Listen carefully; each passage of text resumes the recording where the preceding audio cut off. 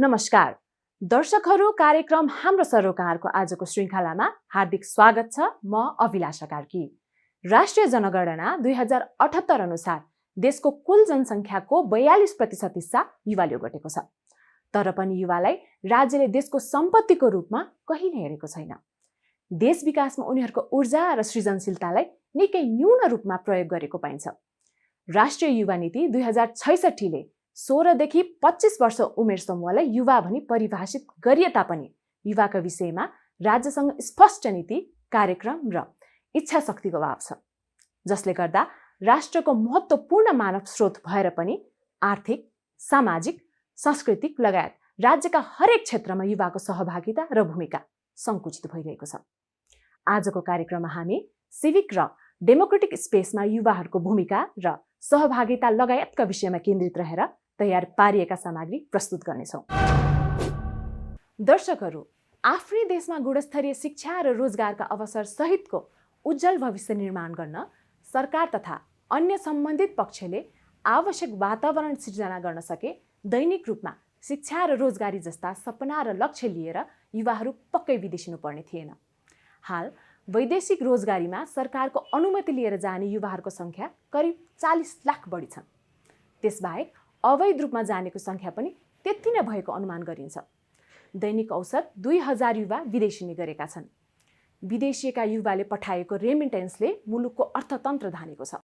देश र समाज युवामा निर्भर छ। युवाले धानेको देशमा युवालाई अवसर, निर्णय निर्माण प्रक्रिया, सहभागिता, नेतृत्व आदि क्षेत्रमा भने निकै टाढा राखिएको छ, जसले गर्दा सिभिक र डेमोक्रेटिक स्पेसमा युवाको अवस्था सङ्कुचित भइरहेको छ।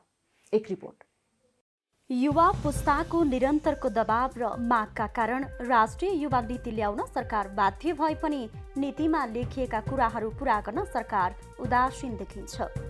युवा नीतिले युवाहरूको आधारभूत अधिकारहरूको प्रत्याभूति गर्दै युवा सशक्तिकरणको माध्यमबाट कलिलो उमेरका संवेदनशीलतालाई समेत दृष्टिगत गरी सामर्थ्यवान, उद्यमशील, सृजनशील तथा वैज्ञानिक एवं सकारात्मक सोचयुक्त समृद्ध युवा तयार गरी राष्ट्रको आर्थिक, सामाजिक, राजनीतिक र सांस्कृतिक जीवनमा अर्थपूर्ण योगदान दिन सक्ने गरी राष्ट्रका युवाहरूलाई नेतृत्वदायी भूमिकामा स्थापित गराउनु राष्ट्रिय युवा नीतिको दीर्घकालीन सोच हुनेछ भनिएको छ।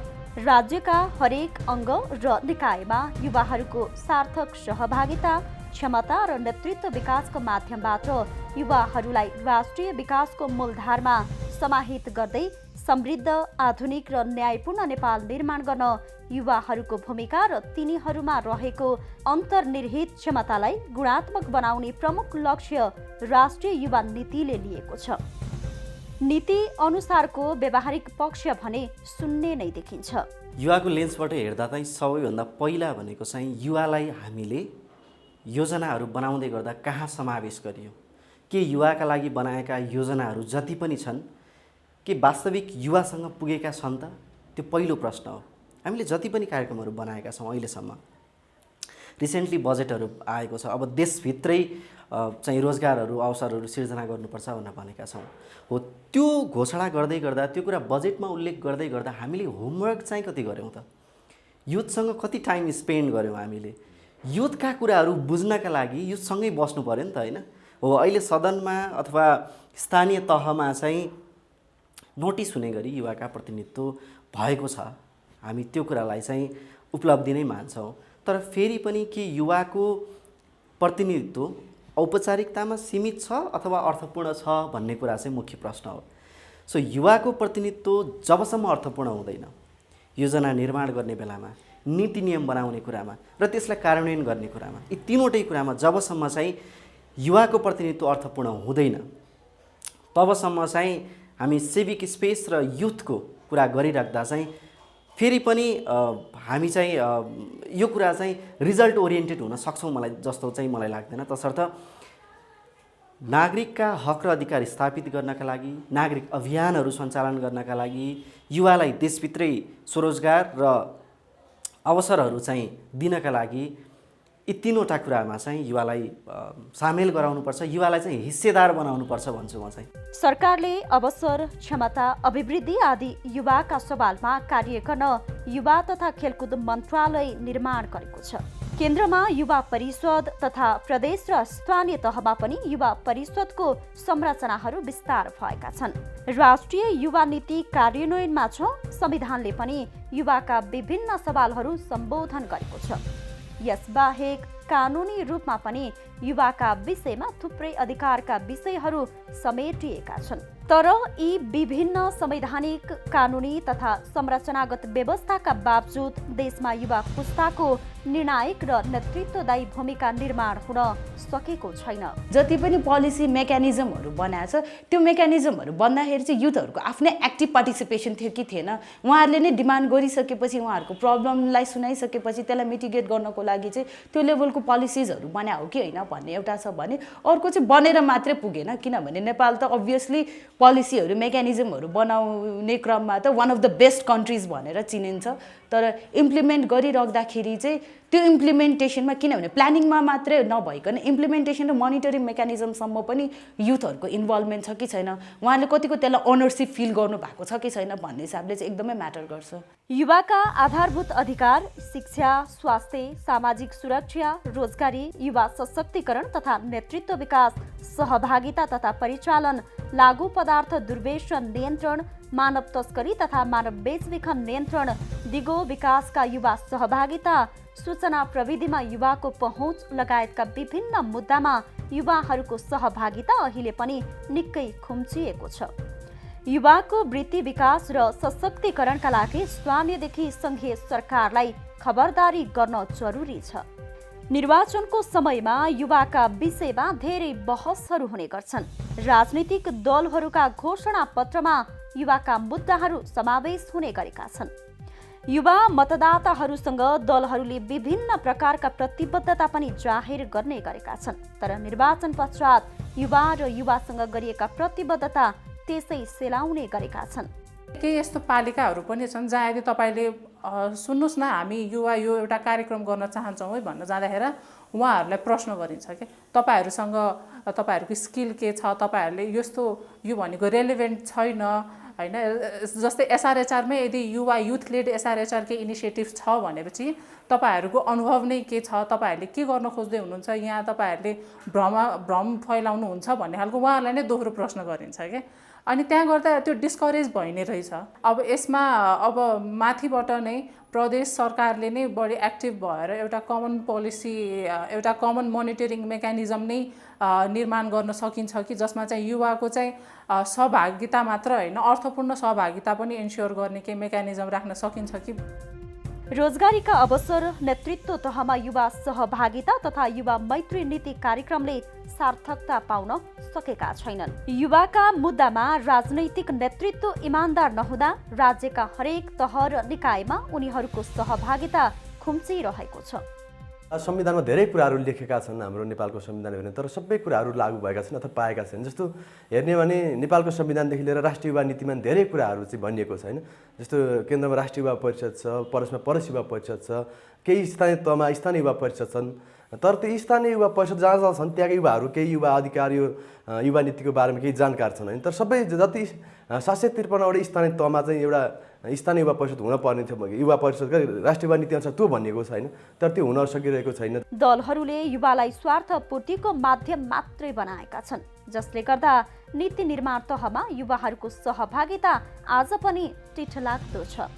संविधानले ग्यारेन्टी गरेका आर्थिक, सामाजिक, राजनीतिक तथा सांस्कृतिक अधिकारहरूको सुनिश्चितता गर्दै देश रूपान्तरणमा युवा नेतृत्वको सम्भावनालाई मूर्त रूप दिन र राज्य सञ्चालनका हरेक प्रक्रियामा युवाहरूको सक्रिय सहभागितालाई सुनिश्चित गर्न राज्यले ठोस नीति तथा कार्यक्रम ल्याउन सकेमा मात्रै सिभिक स्पेसमा युवा सहभागिता फैलिनेछ। संविधानमा धेरै कुरा ग्यारेन्टी गरिएको छ, संविधानले धेरै कुराहरूलाई चाहिँ सुनिश्चित गरेको छ। तर केही यति धेरै लुप होलहरू छ। जस्तै तपाईँ हामी स्थानीय तहमा जाउँ, युवाको तथ्याङ्क स्थानीय तहसँग छैन। तपाईँ हामी प्रदेशमा जाउँ, प्रदेशसँग चाहिँ युवालाई छुने खालका कार्यक्रम छैनन्। तपाईँ हामी सङ्घमा जाउँ, रिसोर्ससँग युवालाई जोड्ने खालका कार्यक्रम छैनन् अथवा छन् भने पनि त्यसको प्रभावकारी कार्यान्वयन छैनन्। सो यी कुराहरूलाई स्थानीय तहले युवाको तथ्याङ्क अध्यावधिक गरोस्, कुन क्षेत्रमा कस्ता युवाहरू छन्। स्थानीय तहको सरकार भनेको चाहिँ युवासँग प्रत्यक्ष जोडिने, डे टु डे जोडिने सरकार हो। प्रदेश भनेको स्थानीय तहमाथि रहेर कार्यक्रमहरू बनाउन सक्छ युवाहरूलाई महसुस हुने गरी, र सङ्घले चाहिँ युवालाई रिसोर्ससँग जोड्न सक्नुपर्छ। युवा भविष्यको कर्णधार हुन् भने वर्तमानका साझेदार। देशलाई विकास र समृद्धितर्फ उन्मुख गर्ने काममा युवाको महत्त्वपूर्ण भूमिका रहेको हुन्छ। परिवर्तन र देश विकासका क्रममा युवाहरूका लागि सरकारी तथा निजी क्षेत्रहरूबाट विभिन्न अवसर सिर्जना गरिनु पर्थ्यो। आफ्नो क्षमता र योग्यताका आधारमा राज्यद्वारा सिर्जना गरिएका अवसरहरूको उपयोग गर्दै देश निर्माणमा लाग्नुपर्ने युवाहरू आफ्नो श्रमलाई सस्तोमा बेच्न खाडी मुलुक जान बाध्य छन्। दर्शकहरू, संवैधानिक र कानुनी रूपमा युवालाई विभिन्न प्रकारका अधिकारहरूको सुनिश्चितता हुँदाहुँदै पनि राजनीतिक मूलधारको नेतृत्व गरेर देश र समाजको विकास र प्रगतिमा किन युवा पुस्ता सतीसाल झै उभिन सकिरहेका छैनन्? निर्णायक तहमा युवाको प्रतिनिधित्व किन हुन सकिरहेको छैन? राज्यका हरेक तह र निकायमा युवा पुस्ताले नेतृत्व लिन सक्ने अवसर किन पाएका छैनन्? यसै विषयमा केन्द्रित रहेर युवा अधिकारका क्षेत्रमा काम गर्दै आउनुभएका अभियन्ता सन्तोष महर्जनसँग सहकर्मी निर्मल अधिकारीले संवाद गर्नुभएको छ। हेरौँ यो टेलिभिजन संवाद। सन्तोष सर, यहाँलाई हार्दिक स्वागत छ। हजुर, हस्, धन्यवाद, नमस्ते। यो मुलुकमा संविधानले ग्यारेन्टी गरेका युवाका अधिकारहरू अथवा राज्यले विभिन्न नीति नियम र संरचनाहरू बनाएर युवाका लागि विभिन्न कामहरू गरेका छ, तर व्यावहारिक रूपमा कार्यान्वयन गर्ने क्रममा चाहिँ ठुलो खाडल छ भनिन्छ। के छ अवस्था? कुन पक्षबाट हेर्ने भन्ने हिसाबले पनि हो अवस्था कस्तो छ भन्नको लागि हेर्ने हो भने चाहिँ जस्तै संविधान, त्यस्तै गरी ऐन नियम कानुनहरूले धेरै व्यवस्था गरेको छ। हामीसँग राष्ट्रिय युवा नीति रहेको छ, राष्ट्रिय युवा परिषद ऐन छ हामीसँग छ, युथ भिजन 2025 रहेको छ, राष्ट्रिय युवा परिषद नै छ, प्रदेशहरूमा पनि युवा परिषदहरू गठन गर्ने क्रममा हुनुहुन्छ। अनि त्यस्तै गरी युवाहरूको सहभागिताको लागि निर्देशिका बनिने क्रमहरू छ। यसो सरसर्ती हेर्दाखेरि चाहिँ थुप्रै कुरा युवाको लागि गर्न खोजेको अवस्था चाहिँ हामी देख्न सक्छौँ। प्राय सबैको मुखहरूबाट चाहिँ युवालाई सहभागी गराउनुपर्छ, युवाको लागि गर्नुपर्छ भन्ने हिसाबले धेरै कामहरू त्यो भइरहेको पनि देख्न सक्छौँ। तर व्यवहारता आउँदाखेरि चाहिँ त्यहाँ प्रश्न गर्ने हामीसँग थुप्रै ठाउँहरू रहेको छ। जस्तै हेर्ने हो भने प्रत्येक दिन हामीसँग 2000 भन्दा बेसी युवाहरू अहिले श्रमको लागि बाहिर गइरहेको अवस्थाहरू रहेको छ। अहिले हामीसँग भइरहेको स्थानीय तहको योजना निर्माण प्रक्रियामा हामीले हेर्दाखेरि त्यहाँ लक्षित वर्ग भनेर हामी कुरा गरिराख्दाखेरि देशको 40% भन्दा बेसी यो जनसङ्ख्या रहेको युवाहरूको सहभागिता साँच्चीकै हामीले कस्तो छ त भन्ने हिसाबले त्यो कुराहरू गरिराख्दाखेरि सातै प्रदेश सरकारबाट आएका यो बजेट र नीति निर्माणका नीतिका कुराहरू, कार्यक्रमका कुरा आउँदाखेरि त्यहाँ युवालाई चाहिँ कतिको समेटियो त भन्ने हिसाबले यी सबै कुराहरूलाई हेर्दै राख्दाखेरि कानुन त एउटा कुरामा छ, गर्नुपर्छ भने प्राथमिकतामा राख्नुपर्छ भन्ने एउटा पाठ रहिरहेको छ भने व्यवहारता हेर्ने हो भने चाहिँ त्यो प्रश्न गर्न सक्ने थुप्रै ठाउँहरू रहेको छ। अहिले सङ्घीय सरकारको पनि बजेट नीति कार्यक्रम आइसकेको छ, 7वटा प्रदेश सरकारको नीति कार्यक्रम पनि आइसकेको छ होइन? हजुर हजुर। युवालाई कुन स्थानमा राखिएको छ? युवाको त्यो बनाउनका लागि युवाहरूको सहभागिता, युवाहरूको आवश्यकता, युवाहरूको मनोविज्ञानलाई कति सम्बोधन गरिएको छ? त्यसमा चाहिँ हाम्रो प्रश्न पनि त्यही नै रहेको छ। जस्तो चाहे त्यो प्रदेश सरकारको कुरा गरौँ, चाहे सङ्घीय सरकारको कुरा गरौँ, युवालाई लक्षित गरेर बजेट निकै नै थोरै आएको हामीले पाएका छौँ। चाहे त्यो नीति कार्यक्रममा होस्, चाहे त्यो बजेटका कुराहरूमा होस्, यो भन्ने बेलामा चाहिँ युवालाई गर्नुपर्छ भन्ने अवस्था छ। तर बजेटकै सवालमा, नीति कार्यक्रमकै सवालमा हेर्ने हो भने हामी निराशाजनक अवस्थामै छौँ। के छ त युवाको लागि भन्ने हो भने जस मन्त्रालयगत रूपमा हेर्ने हो भने सङ्घीय मन्त्रालयको कुरा गर्दाखेरि पनि युवा तथा खेलकुद मन्त्रालयको कति नै बजेट आएको छ। र फेरि त्यसमा चाहिँ हामी के पाउँछौँ भन्दाखेरि धेरै जसोले चाहिँ युवा भन्ने बित्तिकै चाहिँ खेलकुदसँग मात्रै जोडेर आएको आउँछ।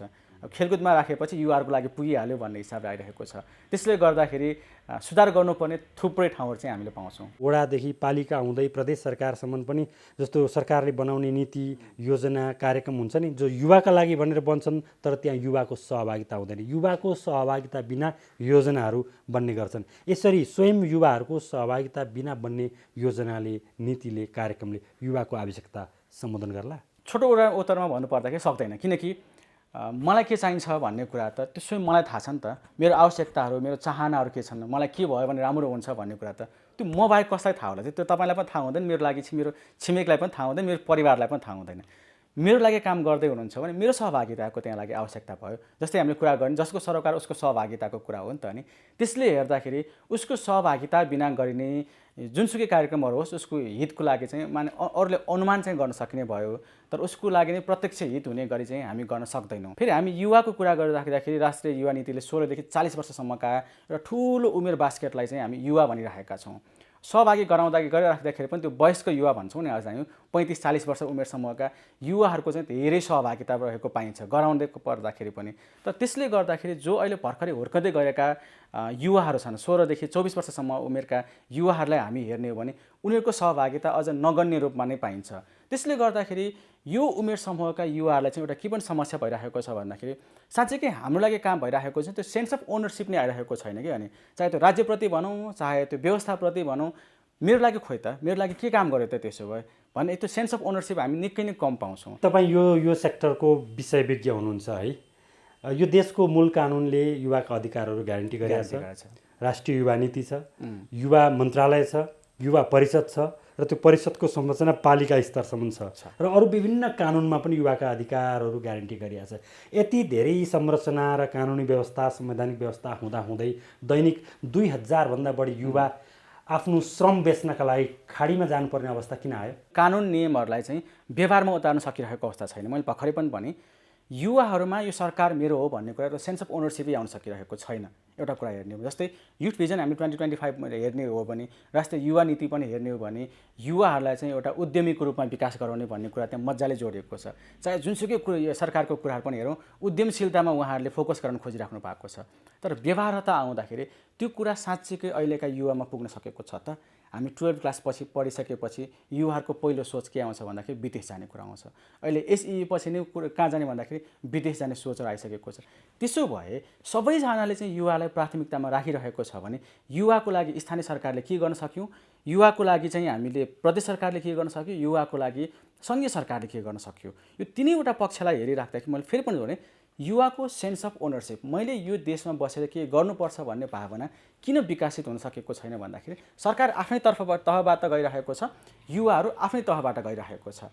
दुवैजनाको त्यहाँ तालमेलै हुन सकिरहेको छैन। सरकारले पनि युवाका लागि विभिन्न काम त गरेकै छ, संरचनाहरू पनि बनाएकै छ, तर युवाहरूको आवश्यकतालाई सम्बोधन गर्न सकेन त्यसले। त्यसको त्यो त्यो त्यो सिङ्किङ त्यो अवस्था किन आयो, यो खाडलको अवस्था किन आयो? कहिलेकाहीँ चाहिँ हामी आफै पनि निराश हुनुपर्ने आवश्यकता चाहिँ हामी आफैलाई पनि देख्न सक्छौँ। त्यो कुराहरू अहिलेको जुन युवाको स्पेसका कुराहरू हेर्दाखेरि किन हामी त्यहाँ चाहिँ लिङ्क हुन सकिरहेको छैन भन्दाखेरि फेरि पनि मेरो कुरा युवाको सहभागिताको अधिकार चाहिँ राज्यले राम्रोसँग पुरा गर्न सकिरहेको हामी चाहिँ कमै पाउँछौँ। जस्तै सहभागिता गराउँदाखेरि पनि सीमित युवाहरू मात्रै त्यहाँ सहभागी हुन सके। त्यो युवाहरूभित्र पनि युवा महिलाहरूको उहाँहरू त्यहाँ सहभागिता हुन सकिरहेको छ कि छैन। हामी समावेशी सहभागिताको कुरा गरिरहेका छौँ। जो पछाडि पारिएका युवा समुदाय छ उहाँहरूको त्यहाँ प्रतिनिधित्व उहाँहरूले गर्न सकिरहेको छ कि छैन। यदि त्यो गरिरहन सकिरहेको छैन भने त पक्कै पनि त म राज्यबाट बाहेक भएँ नि त। अनि मेरो लागि गरिरहेको छ भन्ने सोच छ तर राज्य मसम्म पुगिरहेको छैन भने सो म कसरी अगाडि बढ्न सकौँ त, एउटा कुरा। अनि अर्को कुरा राज्यले गरेका ती कामहरू जो नीतिगत व्यवस्थाका कुराहरू त्यो हामीले युवासम्म पुर्याउन सकिरहेका छौँ कि छैनौँ त। जस्तै सरकारले स्वरोजगारको लागि के व्यवस्था गरेको छ, नीति तथा कार्यक्रम ल्याएको छ भने त्यो त उहाँहरूले युवासम्म त पहुँच पुर्याउन डेलिभर गर्न त सकिरहेको अवस्था छैन। प्रदेशमा संरचना भयो तर त्यो प्रदेशमा संरचना भएको कुरा त्यहाँ प्रदेशमा भएका मान्छे युवाहरूलाई थाहा छ कि थाहा छैन त। जस्तै पालिकाको कुरा गरौँ, पालिका स्तरीय हामी युवा परिषदको कुरा गर्छौँ भने त्यो पालिका स्तरीय युवा परिषद गठन गर्दाखेरि जुन सहभागितामूलक ढङ्गबाट चाहिँ युवा परिषद गठन गर्नुपर्ने हो त्यो सीमित व्यक्तिहरू मात्र बिच बसेर युवा परिषद गठन भयो भने त स्रोत पनि उहाँले नै पाउने भयो, पहुँच पनि उहाँहरूकै भयो, तल रहेकाहरू युवाहरू त फेरि नै पछाडि परे त। त्यसो भए नीतिगत रूपमा मात्र आएर त्यो व्यवहारगत रूपमा आएन भने त्यो काम लागेन। यो देशका धेरै पालिकामा पुगेँ, धेरै युवाहरूसँग कुरा गरेँ। उहाँहरू चाहिँ राज्यले हाम्रो आवश्यकता सम्बोधन गरेन, राज्यको नीति इम्पोज गरेको छ युवाका सम्बन्धमा, तर हाम्रो आवश्यकता के हो भन्ने हामीसँग कहिले कन्सल्ट छैन र इभन हामीले भनेको पनि मान्दैन, हाम्रा सुझावहरू पनि मान्दैन। तपाईँहरू युवाको सेक्टरमा काम गर्ने सङ्घ संस्थाबाट प्रतिनिधित्व गर्नुहुन्छ, तपाईँहरूले यो सरकारलाई युवाको नीति युवाका सम्बन्धमा चाहिँ यस्तो कार्यक्रम ल्याउनु पर्यो, यो हुनु पर्यो भनेर कहिल्यै स्थानीयदेखि सङ्घीय सरकारसम्मलाई भन्नुभएको छ?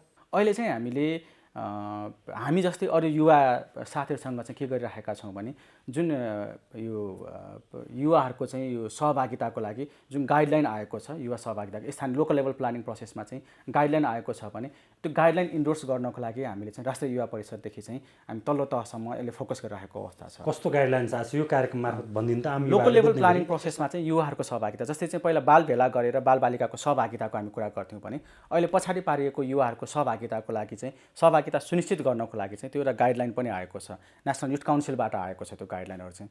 त्यो इन्डोर्स गर्नको लागि हामीले अहिले एडभोकेसी गरिरहेको अवस्था छ हामी अरू साथीहरूबाट पनि। यदि स्थानीय सरकारले तपाईँहरूलाई चाहिँ सहभागी गराइएन भने लोकल लेभलमा प्लानिङ प्रोसेसमा तपाईँहरूलाई सहभागी गराइएन भने यो अधिकार हामीलाई दिएको छ, यो अधिकारबाट चाहिँ टेकेर तपाईँहरू अगाडि बढ्न सक्नुहुन्छ भन्ने एउटा हामीले उहाँहरूलाई एडभोकेसी गरिरहेको छ, जनचेतना जगाइरहेको अवस्था छ।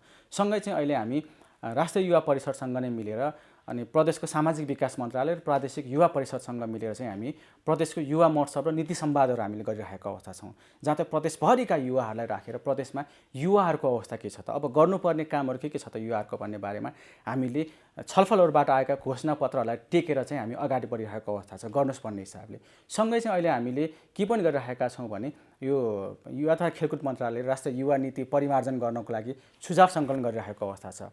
हाउएभर हामीसँग केही प्रोजेक्ट भएर होइन कि केही फन्ड भएर होइन कि हामीले चाहिँ यो हाम्रो लागि राम्रो अवसर हो भन्ने हिसाबले भर्चुअल माध्यमबाट हुनसक्छ, भेटघाटको माध्यमबाट हुनसक्छ, देशभरिका युवाहरूलाई समेटेर हामीले उहाँहरूसँग छलफल गरिरहेको अवस्था छौँ। युवाको सुझावहरूलाई चाहिँ के हुनुपर्छ अब बन्ने युवा नीतिमा भन्ने हिसाबले सरकारले गरेन, सरकार युवासम्म आएन त ठिकै छ, तर हामीसँग भएको पहुँच हामीसँग भएको स्रोतबाट हामीले त गर्न सक्छौँ त भन्ने हिसाबले त्यो तहबाट पनि हामी अहिले गइरहेको अवस्था छ। राज्यले बनाएका नीतिहरूको कार्यान्वयन गर्ने गराउने मुख्य माध्यम भनेको राज्यका निकायहरू हुन्। युवाहरूको सहभागिता नै खास गरी त्यो नीति नियमलाई कार्यान्वयन गर्ने क्रममा उनीहरूको अर्थपूर्ण सहभागिता असाध्यै कमजोर छ भनिन्छ होइन, जसले गर्दा पनि युवासँग सम्बन्धित नीति नियमहरूको प्रभावकारी कार्यान्वयन हुन सकेन भन्ने कुरा छ। पोलिटिकल्ली युवाहरू एलिनेटेड भएका हुन्, विमुख भएका हुन्, अथवा राजनीतिपट्टि वृत्तितृष्णा हुँदै गएको हो, अथवा युवाहरूलाई अवसर नदिएको हो। युवाहरूलाई अवसर नदिएको कारणले गर्दाखेरि वृत्तितृष्णा हुँदै गएको भन्छु। जस्तै दुई तिनवटा अहिले कुरा हेर्ने हो भने राज्यले चाहिँ नियत बस पनि युवाहरूको सहभागिता रोकेको जस्तो चाहिँ हामीलाई फिल हुन्छ। फर इक्जाम्पल कुरा गर्ने हो भने स्थानीय तहमा चुनाव लड्नको लागि 21 वर्ष माथि उमेरको कुरा छ, जबकि हामीले युवाको उमेर 16 वर्षदेखि भनिरहेका छौँ, बालिग हुन 18 वर्षदेखि भनिरहेका छौँ भने 18 देखि 21 वर्षसम्मका युवा के गर्ने त? त्यसो भए राज्यले त नियत बस रूपमै छेक्यो। अर्को कुरा गर्ने हो भने संवैधानिक निकायमा नियुक्ति हुनको लागि 45 वर्षभन्दा माथिको राज्यले व्यवस्था गरेको छ भनेपछि त युवा त छेक्यो त। त्यसो भए त त्यहाँ पनि युवाहरू जानै नपाउने अवस्था आयो। त्यसले यी के व्यवस्थाहरू राज्यले गरेका व्यवस्थाहरू छन् जसले गर्दाखेरि चाहिँ वृत्तितृष्णा भएको छ। अहिले हाम्रै कुराहरू गरौँ, सङ्घ संस्था खोल्नको लागि राज्यले संविधानले मजाले ग्यारेन्टी गरेको छ, संवैधानिक हककै रूपमा धारा 17(2)ले सङ्घ संस्था खोल्नको लागि ग्यारेन्टी गरेको छ।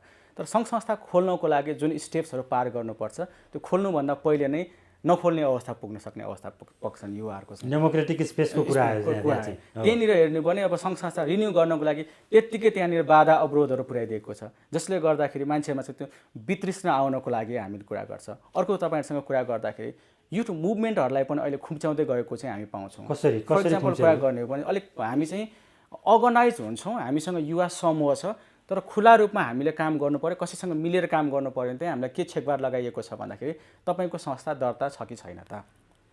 संस्था दर्ता हुनुपर्ने प्रावधान आइदिन्छ कि त्यहाँनिर चाहिँ। कारण किनभने अनि त्यसो फन्डको कुरा जोडेर आउँछ, के त्यहाँनिर जोडेर आउँछ। म युवा हुँ, मसँग अरू खुला रूपमा अरू हामीसँग युवा साथीहरू छन्, हामी खुला रूपमा आवाज उठाउन चाहन्छौँ भन्दाखेरि पनि त्यो रेस्ट्रिक्सनहरू मेरो आवाजलाई सम्बन्धित ठाउँसम्म पुर्याउनको लागि कानुनी मसँग परिचय खोजिन्छन्। त्यसले गर्दाखेरि त्यो ठुलो युवा जमातहरू म खुला रूपमा कुरा गर्छु भन्दाखेरि पनि त्यहाँनिर पनि हामीलाई छेकिएको अवस्था छ। यी धेरै प्रावधानहरू चाहिँ अहिले युवालाई चाहिँ वृत्तितृष्णा जगाउनको लागि राज्य संयन्त्रप्रति चाहिँ दिगदारी बनाउने चाहिँ केही एक्जाम्पल त्यहाँनिर पनि हामी लिन सक्छौँ। अब के त्यसो भने युवाहरूलाई अर्काकै देश निर्माणमा अथवा खाडी निर्माणमै मात्रै पठाइराख्ने हो, यो राष्ट्र निर्माणमा लगाउनु पर्दैन? यदि सरकार सचेत हुनुहुन्छ, सरकारले चाहिँ जुन अहिले उहाँहरूको बोलीमा छ, उहाँले जुन कानुन अनुसार भनिराख्नु भएको छ डेमोक्रेटिक स्पेसका कुराहरू युवाहरूलाई साँच्चीकै महत्त्व दिनुपर्छ भन्ने कुराहरू, त्यो व्यवहारता आउनु पर्यो। चाहे त्यो पोलिटिकल पार्टीको कुरा होस्, चाहे त्यो ब्युरोक्रेसीको पार्टबाट पनि किन नहोस्। पोलिटिकल पार्टीहरूले चाहिँ साँच्चीकै युवाहरूलाई समेट्न खोजिरहेको छ भने त्यो व्यवहारमा उहाँहरूले कतिको युवालाई स्पेस दिइरहेको छ त? अहिले त पोलिटिकल पार्टिजमा त त्यो छैन। ब्युरोक्रेसीबाट पनि हेर्ने हो भने पनि वा अरू नियम कानुनबाट हेर्ने हो भने युवाहरूलाई चाहिँ विश्वासै गरिराखेकै अवस्था छैन। म 20 वर्षको युवा हो, म के गर्न खोजिरहेको छु भने मसँग के एक्सपिरियन्स छ त, के गर्न सक्छौ त, हैन? त्योभन्दा त हामी 3-4वटा भोटो फाटिसकेका मान्छेहरूसँग हामी यो एक्सपिरियन्स छ भन्ने हिसाबले। त्यसले गर्दाखेरि युवालाई विश्वास दिएर युवालाई जिम्मेवारी पनि दिनु पर्यो। त्यसपछि पो बल्ल त युवाहरू मेरो लागि राज्य छ, मेरो लागि राज्यले गर्न खोजेको छ, सुनेको छ भन्ने हिसाबले हुन्छ नि त नि। त्यो हामी युवा चाहिँ अहिले कहाँ देखिराखेको छ भने कतै बल प्रयोग गर्नु पर्यो भने ल युवा भन्ने हिसाबले चुनाव आयो भने चुनाव लाग्यो भने युवा, कतै वादी भयो होइन, प्राकृतिक प्रकोप भयो, त्यहाँ बलको आवश्यकता भयो भने ल युवाहरू बलिया छन्, ल आउनुहोस् भन्ने हिसाबले त्यो पार्टमा मात्रै चाहिँ अहिले युवा देखिरहेको छ। चुनाव आयो भने राजनीतिक दलहरूका भाषणहरू युवामय हुन्छन् होइन, घोषणापत्रहरू युवामय हुन्छन्, गाउँ गाउँमा युवाहरूको परिचालन त्यही अनुसारले हुन्छ। तर जब चुनाव सकिन्छ, राजनीतिक दलहरू आफ्नो सत्ताको बागडोर सम्हाल्न पुग्छन्, तब युवाको मुद्दा ओझेलमा पर्छ। ओझेलमा पर्छ मात्र होइन कि युवा यो मातृभूमि छोडेर विदेशिन बाध्य हुन्छ सस्तो श्रममा आफ्नो पाखुरी बजाउनलाई। भनेपछि अब यो अवस्थालाई अन्त्य गर्नको लागि अब कसको भूमिका के हुनुपर्छ, युवाहरू स्वयंको भूमिका के हुनुपर्छ, सरकारको भूमिका के हुनुपर्छ र कसले के गर्नुपर्छ? पहिलो पक्ष भनेको राज्य नै हो, पोलिटिकल पार्टिज नै हो। किनकि देश निर्माणको चाबी, देश निर्माण कस्तो गर्ने भन्ने हिसाबले नीति बनाउने ठाउँमा उहाँहरू हुनुहुन्छ। मेरो रिक्वेस्ट चाहिँ के छ भन्दाखेरि उहाँहरूले भन्नुभएका बोली व्यवहारहरू र उहाँहरूले राजनीतिक उहाँको घोषणापत्रमा राखेका कुरालाई चाहिँ त्यो व्यवहारमा उतार्नको लागि एकदमै धेरै उहाँहरू सिरियस नै हुनुपर्छ। यदि साँच्चीकै उहाँहरूले यो देशको लागि, युवाको लागि गर्नुभएको छ भने बोली र घोषणापत्रका कुरालाई चाहिँ व्यवहारमा ल्याउनुपर्छ भन्ने कुरा हो। अनि अर्को कुरा भनेको उहाँहरू र ब्युरोक्रेसीसँग मिलेर चाहिँ जुन नीति नियमका कुराहरू छन्, त्यसमा व्यवस्था गरिएका कुराहरू छन्, त्यसलाई व्यवहारमा उतार्नको लागि उहाँहरूले अर्को दोस्रो पार्टमा चाहिँ त्यो सिरियस हुनु पर्यो। अब ठिक छ, पोलिटिकल पार्टिजले पनि गरेन र सँगै चाहिँ ब्युरोक्रेसी र ऐन नियमका कुराहरू पनि आएन भने हामी युवाहरूले पनि सचेत हुनु पर्यो। हामी सशक्त हस्तक्षेप गर्न सक्नु पर्यो, एकदमै त्यो गर्नु पर्यो, सशक्त हस्तक्षेप नै गर्नु पर्यो। म एकदमै त्यसमा तपाईँको कुरामा चाहिँ सहमत। र त्यसको लागि चाहिँ युवासँग चाहिँ एउटा राम्रो प्लस बेनिफिट के छ भन्दाखेरि हामीसँग अहिले डिजिटल माध्यम छ। डिजिटल माध्यम त्यो स्पेस हामीले युज गर्न सक्छौँ युवाहरूलाई जमातलाई संयुक्त रूपमा एकत्रित पार्नको लागि। हामी सरकारले सूचना लुकाउन खोजे तापनि हामीसँग सूचनाको हक छ। सरपालिकाले के गर्यो, कसो गर्यो भन्नको लागि अहिले सबै ठाउँमा चाहिँ नीति कार्यक्रम भइसकेपछि, पारित भइसकेपछि उहाँले वेबसाइटमा हाल्नुपर्ने व्यवस्था छ। त्यसले गर्दाखेरि जहाँ जहाँबाट हाम्रो लागि चाहिने सूचना छन् त्यो सूचनालाई एकत्रित गरेर हामीले चाहिँ युवाहरू आफै पनि अगाडि आउन सक्ने अवस्थामा चाहिँ छौँ। त्यसैले गर्दा युवाहरू पनि हतोत्साहित हुनु भएन। त्यो व्यवहारमा राखेका कुराहरू, त्यो व्यवस्था गरेका कुराहरू क्लेम गर्नको लागि हामीहरू फोरफ्रन्टमा फिजिकली अगाडि आउन सकेनौँ भने पनि हामीसँग चाहिँ डिजिटल सिभिक स्पेसलाई चाहिँ हामीले युज गरेर आवाज उठाउन सक्छौँ। के हामीसँग ग्लोबल एक्जाम्पल हेर्ने हो भने पनि ब्ल्याक लाइभ्स म्याटरका कुरा गरौँ, ग्लोबली त्यसले कस्तो हङ्गामा ल्याइदियो। त्यस्तै मिटु क्याम्पेनका कुराहरू भयो, कति हङ्गामा भयो त्यसले चाहिँ। नेपालमा पनि हेर्ने पनि अकुपाई बालुवाटारका क्याम्पेनहरू भयो। यस्ता थुप्रै क्याम्पेनहरूबाट चाहिँ हामी अगाडि बढ्न सक्छौँ। युवाहरू चाहिँ सशक्त रूपमा आफ्ना साथीहरूलाई सुसूचित गराउँदै एकत्रित गर्दै अगाडि आउनको लागि आफ्नो हक अधिकारहरू, संविधानले दिएका हक अधिकारहरूको अधिकतम उपभोग गर्नका लागि युवाहरू आफै पनि सचेत हुनुपर्छ। सक्छौँ एकदम। हस्, यो महत्त्वपूर्ण समयका लागि, यो संवादका लागि यहाँलाई धेरै धेरै धन्यवाद।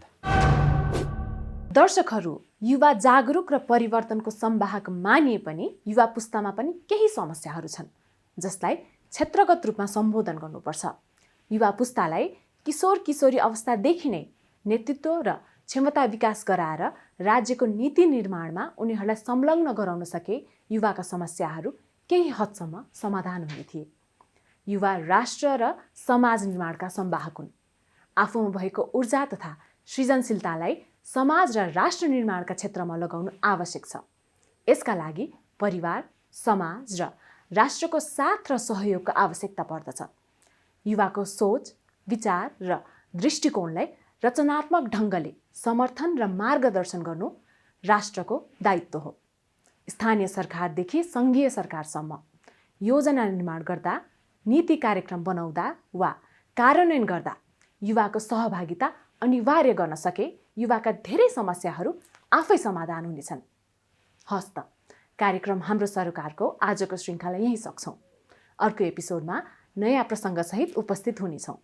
कार्यक्रमबाट सम्पूर्ण मिनटका साथ म अभिलाषा कार्की पनि बिदा हुन्छु। नमस्कार।